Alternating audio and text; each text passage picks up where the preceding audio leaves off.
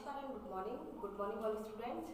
Shrimati Chandravati Gupta college बासन जगदल की online classes में आप सभी स्टूडेंट्स का हार्दिक अभिनंदन और स्वागत है।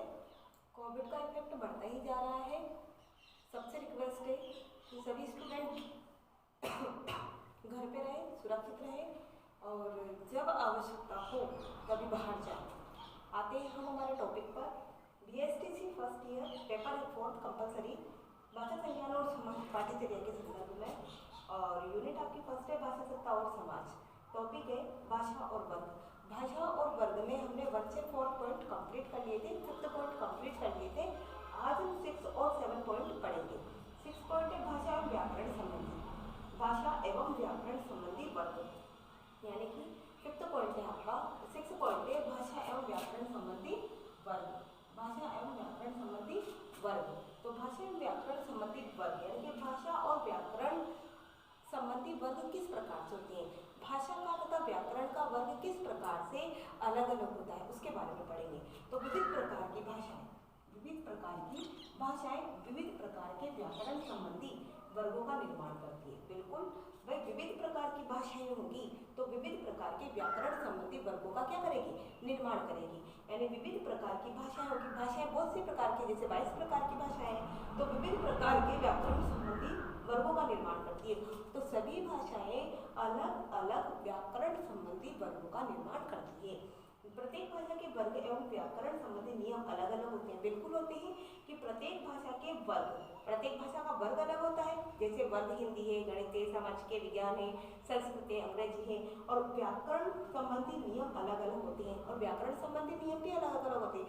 जैसे कि हिंदी विषय में लो आप तो व्याकरण संबंधी नियम अलग होंगे, संस्कृत विषय में लो तो व्याकरण संबंधी नियम अलग होंगे, गणित विषय में लो तो उसके व्याकरण संबंधी नियम अलग चलेंगे, यानी कि उसके नियम उसके फॉर्मूलाज अलग चलेंगे।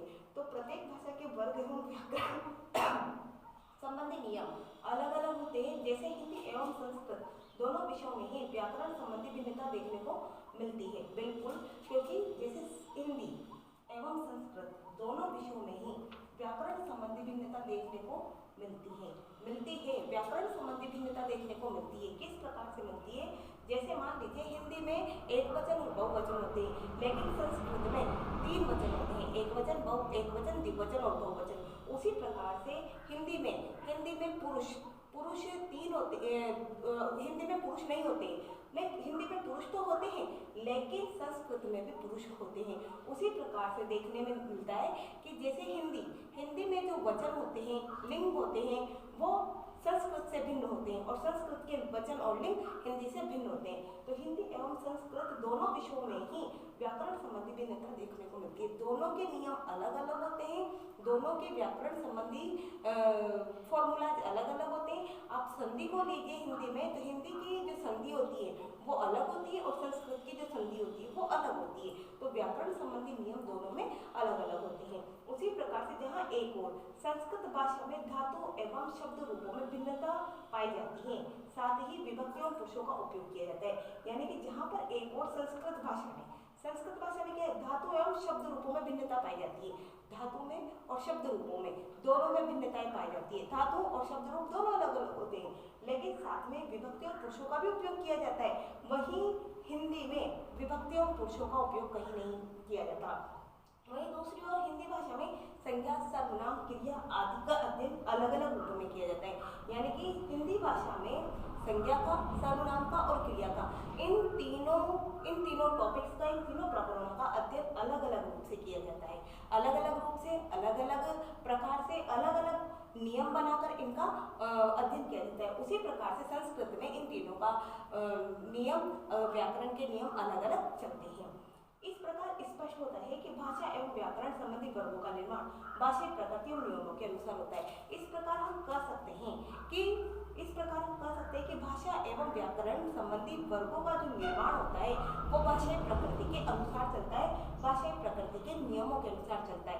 जैसे हिंदी में व्याकरण नियम अलग होते हैं, अंग्रेजी के व्याकरण नियम अलग होते हैं, संस्कृत के व्याकरण नियम अलग होते हैं। उसी प्रकार से अलग अलग भाषाओं के व्याकरण संबंधी वर्ग भी अलग अलग होते हैं। नेक्स्ट है भाषा एवं वर्ग का सांस्कृतिक स्वरूप। अब भाषा का सांस्कृतिक स्वरूप यानी भाषा एवं वर्ग का सांस्कृतिक स्वरूप किस प्रकार से होता है? तो संस्कृति के हस्तांतरण एवं संरक्षण में भाषा का महत्वपूर्ण योगदान होता है। संस्कृति के हस्तांतरण एवं संरक्षण में भाषा का महत्वपूर्ण योगदान होता है। सॉरी, संस्कृति के हस्तांतरण यानी कि संस्कृति, हमारे जो संस्कार हैं, जो हमने अर्जित किए हैं, वो आगे आने वाली पीढ़ी को हस्तांतरित करना, उनको प्रदान करना। हस्तांतरित मतलब प्रदान करना। तो संस्कृति के हस्तांतरण और संरक्षण में भाषा का महत्वपूर्ण योगदान होता है। हमारा परिवार जिन संस्कारों को अर्जन करता है, जिस संस्कृति को अर्जित करता है, वो हमारा परिवार हमारी आगे आने वाली पीढ़ी को उन संस्कारों को देता है, उन संस्कारों को अर्जन करवाता है, हस्तांतरित करता है और उनका संरक्षण करके रखता है। तो संरक्षण में भाषा का महत्वपूर्ण योगदान होता है। यानी कि संस्कृति के हस्तांतरण में संस्कृति परिवार के द्वारा जो अर्जित संस्कार होते हैं, जो संस्कृति होती है, उनके संरक्षण में, उनको सुरक्षित बनाए रखने में भाषा का महत्वपूर्ण योगदान होता है। साथ ही आज अनेक सांस्कृतिक परंपराओं को एक पीढ़ी से दूसरी पीढ़ी के हस्तांतरण में भाषा का ही प्रमुख योगदान है। यानी कि आज अनेक सांस्कृतिक परंपराओं में, आज भी अनेक सांस्कृतिक परंपराओं को एक पीढ़ी से दूसरी पीढ़ी के हस्तांतरण में भाषा का ही महत्वपूर्ण योगदान होता है। यानी कि आज भी अनेक ऐसे स्थान हैं जहाँ पर सांस्कृतिक परंपराओं को एक पीढ़ी से दूसरी पीढ़ी में हस्तांतरित किया जाता है। किसके द्वारा? भाषा के माध्यम से। यानी कि आज भी अनेक सांस्कृतिक परंपराएं हैं, अनेक सांस्कृतिक रीति रिवाज ऐसे हैं जो एक पीढ़ी से दूसरी पीढ़ी के हस्तांतरण में भाषा का महत्वपूर्ण योगदान दिया जाता है। यानी कि भाषा का महत्वपूर्ण योगदान होता है। क्यों? क्योंकि संस्कारों को भाषा के माध्यम से ही प्रदान किया जाता है।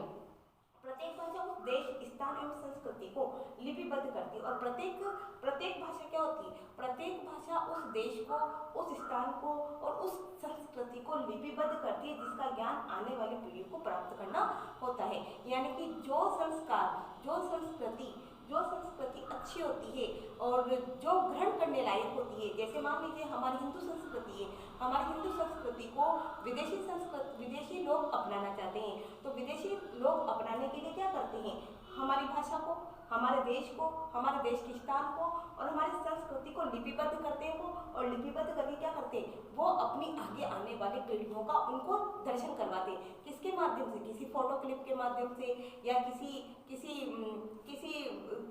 ऐसे स्मारक के माध्यम से, या फोटोज के माध्यम से। तो वो क्या करते हैं? विदेशी लोग हमारी संस्कृति को उनकी आगे आने वाली पीढ़ी को दिखाते हैं। तो यहाँ पर यह है कि प्रत्येक भाषा उस देश, स्थान एवं संस्कृति को लिपिबद्ध करती है, जिसका ज्ञान आने वाली पीढ़ी को प्राप्त होता है। यानी कि जिस देश की संस्कृति और जिस देश की प्रत्येक भाषा उस देश का, यानी कि प्रत्येक भाषा उस देश, उस स्थान का और उस संस्कृति को लिपिबद्ध करता है। प्रत्येक भाषा ये चाहती है कि वो उस देश को और उस देश के स्थान को, उस देश की संस्कृति को लिपिबद्ध करे, जिसका ज्ञान आगे आने वाली पीढ़ियों को प्राप्त हो। जैसे आज वैदिक संस्कृति का ज्ञान हमको इसलिए दिया जाता है कि उस समय संस्कृत भाषा में वेदों को लिखा जाता था। यानी कि आज हमें वैदिक भाषा का ज्ञान दिया जाता है, वैदिक गणित का ज्ञान दिया जाता है, वैदिक संस्कृति का ज्ञान दिया जाता है। लेकिन वैदिक संस्कृति और वैदिक भाषा का ज्ञान देने का कारण ये है कि उस समय संस्कृत भाषा में वेदों को लिखा गया था।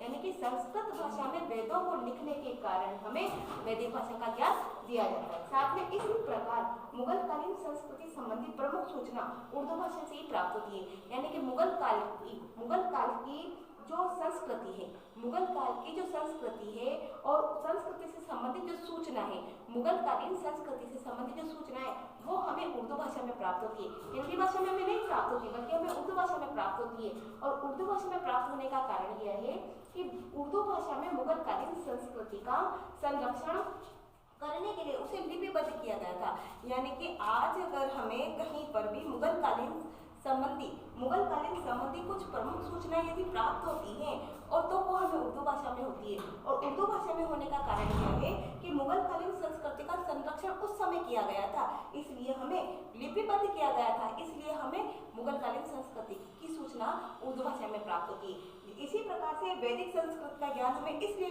दिया जाता है क्योंकि उस समय और वेदों को संस्कृत में लिखने का कारण यह था कि हमारी संस्कृति प्रबल थी, हमारी संस्कृति बहुत अच्छी थी, इसलिए हमारी संस्कृति को संरक्षित बनाए रखने के लिए, सुरक्षित बनाए रखने के लिए वेदों का हमें ज्ञान दिया गया और संस्कृत भाषा में वेदों को